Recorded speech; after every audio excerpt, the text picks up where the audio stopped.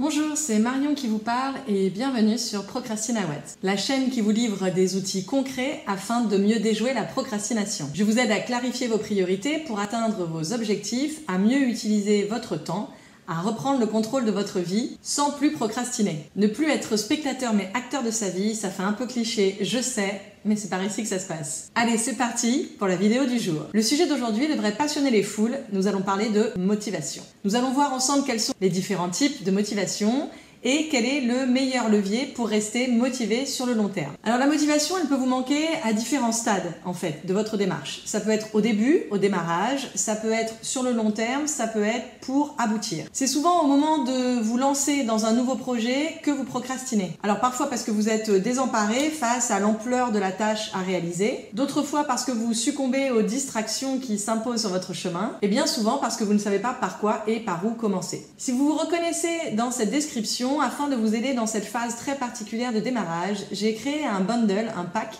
de 3 formations en ligne consacrées à cette problématique justement afin de dépasser ce blocage au démarrage. Alors ce pack s'appelle Comment atteindre ses objectifs sans procrastiner. Le prix de lancement est de 37 €, profitez-en, c'est véritablement un prix de lancement, ça va augmenter bientôt.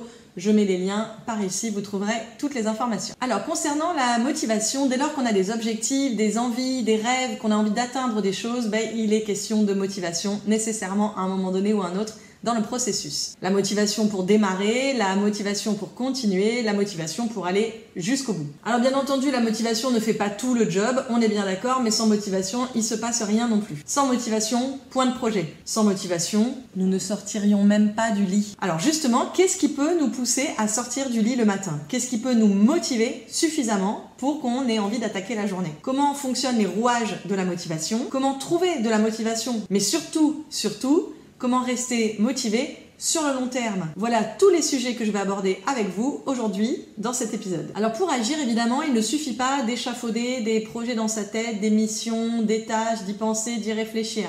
Là, on est dans le domaine de la pensée. Pour agir, pour passer à l'action, pour se lancer, il faut se motiver. La motivation n'est pas le fruit tellement finalement de notre raison et de notre réflexion, elle est liée intimement à nos émotions.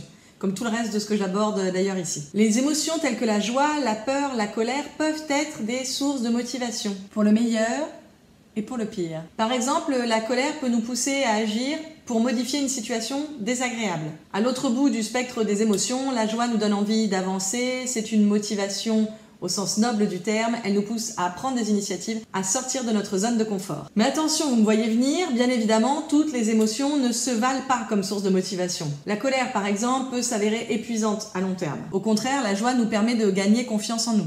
Alors il existe 2 familles de motivations que je vais détailler avec vous aujourd'hui. Il y a d'abord des motivations externes ou autrement appelées extrinsèques. Ce type de motivation est nourri et contrôlé par des sources extérieures, comme son nom l'indique. On parle de motivation externe quand la motivation est liée au fait de recevoir une récompense ou au contraire d'éviter une punition. Il s'agit là de la très célèbre métaphore de la carotte et du bâton. Donc nous nous engageons dans une tâche pour obtenir une récompense qui peut prendre plein de formes, attention, c'est assez subtil par moment, mais ça peut être l'argent, la célébrité, des bonnes notes, un statut social, ou pour éviter une punition. Ça, c'est la promesse de la carotte. Donc, si j'effectue par exemple des heures supplémentaires au boulot, il peut y avoir 2 sources de motivation. Ça peut être l'argent, effectivement, gagner plus, ou ça peut être aussi de bien me faire voir par mon boss. C'est la motivation extrinsèque qui me guide dans ces cas-là, dans les 2 cas. À l'inverse, nous pouvons aussi accomplir une mission pour éviter une punition, une réprimande. Alors à l'école, évidemment, on a tous des souvenirs de mauvaises notes. Ça peut être aussi un malus, par exemple. Ça, c'est donc la menace du bâton. Cette motivation externe ne fonctionne pas du tout sur la satisfaction de l'action.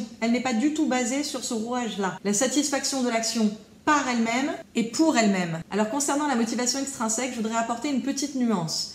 On entend toujours donc la motivation extrinsèque, comme je viens de vous la présenter, à savoir qu'elle vient de contraintes extérieures, de menaces éventuellement extérieures, en tout cas de forces extérieures.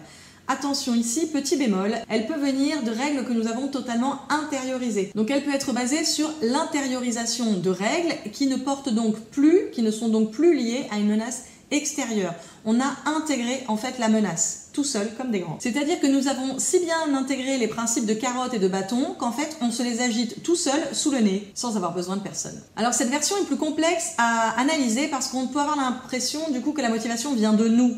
Et donc on peut penser que c'est une motivation interne. Mais en réalité, il s'agit bien d'un apprentissage, d'un formatage. Pour faire très court, et je vais y revenir, la motivation interne, elle est basée sur la pure satisfaction de l'action. Si vous avez peur de quelque chose, vous n'êtes donc pas en motivation interne.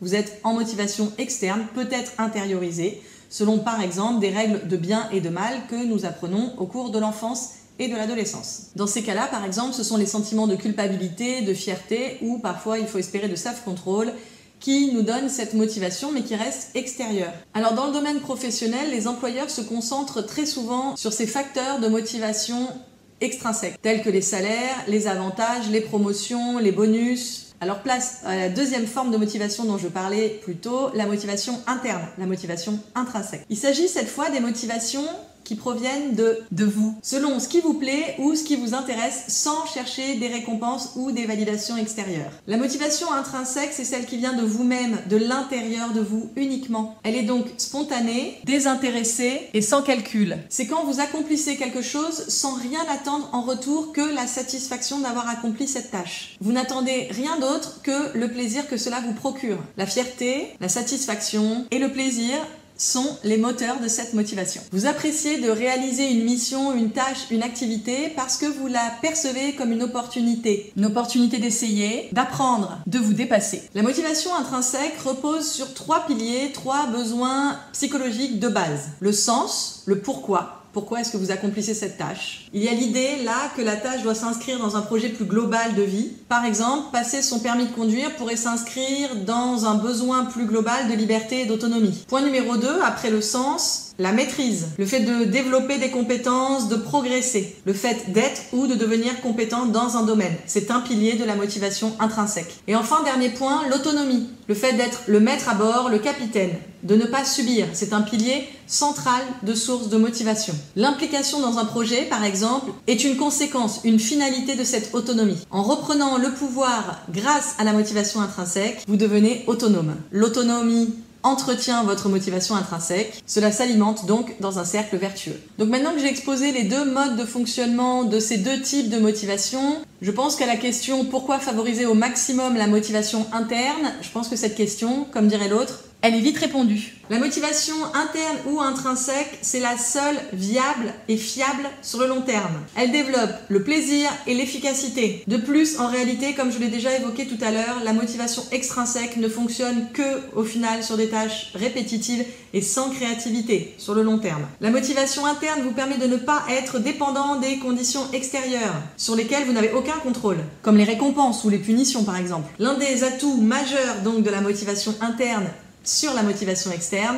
c'est qu'elle nous permet de reprendre le contrôle, justement. Maintenant que je vous ai bien vendu la sauce de la motivation interne, la question suivante, c'est comment est-ce qu'on peut la nourrir? Qu'est-ce qui permet d'augmenter cette motivation intrinsèque, puisque c'est celle qu'on va vouloir obtenir le plus souvent possible? Oui, alors ça se travaille en réalité, parce que attendre que la motivation nous vienne du ciel, comme par magie un soir de pleine lune, c'est un pari risqué. Donc me voici avec mes bons plans pour augmenter la motivation intrinsèque. J'ai plusieurs pistes à vous proposer. Dans un premier temps, je pourrais vous proposer des défis. Vous le savez, bien entendu, vous êtes beaucoup plus motivé lorsque vous poursuivez un objectif qui a du sens pour vous. Ces objectifs doivent être atteignables, mais pas trop facilement pour rester motivants, justement. Et il faut bien sûr pouvoir voir le résultat et les fruits de votre travail, sans quoi démotivation assurée. Ce type de défi, c'est très motivant et ça peut vous pousser à vous dépasser. Deuxième piste, la curiosité. Sapiens est un petit être doté d'une grande curiosité. La motivation intrinsèque est augmentée dès lors qu'une activité attire votre attention, votre curiosité justement. Quand en fait cela vient titiller votre envie d'en savoir plus, de mieux comprendre et d'apprendre. On rejoint ce que je disais tout à l'heure. En 3, la coopération. La motivation intrinsèque peut être augmentée en cas de coopération et d'entraide autour d'un projet, contrairement à la compétition qui, elle, nourrit davantage la motivation extrinsèque. Enfin, la reconnaissance. Encore une autre façon d'augmenter sa motivation intrinsèque, la reconnaissance. Nous aimons tous voir nos efforts et nos accomplissements reconnus par les autres. C'est une source de grande joie et de plaisir et c'est ce qui augmente aussi donc notre motivation interne.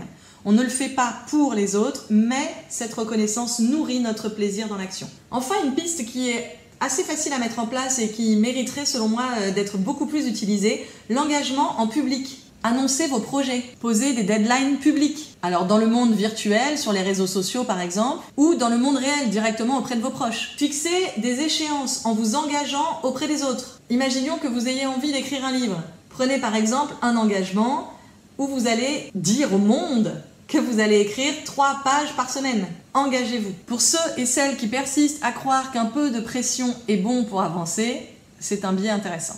En résumé, et pour finir l'épisode d'aujourd'hui, la motivation interne est le seul type de motivation qui soit viable et agréable sur le long terme, parce qu'elle développe plaisir et efficacité. Elle vous redonne le contrôle sur vous, sur vos actions et donc sur vos résultats. Et nous savons tous qu'à la fin, c'est le sens qui nous mène. C'est ça qui nous fait sortir du lit, pour répondre à la question du début de l'épisode. Ça nous fait sortir du lit avec enthousiasme, avec le sourire, pour accomplir et pour s'atteler à ce qui nous tient à cœur. Je vous remercie d'avoir regardé cette vidéo jusqu'au bout. N'oubliez pas de vous abonner à la chaîne pour ne rien rater et de partager la vidéo sur les réseaux sociaux si elle vous a plu. À bientôt!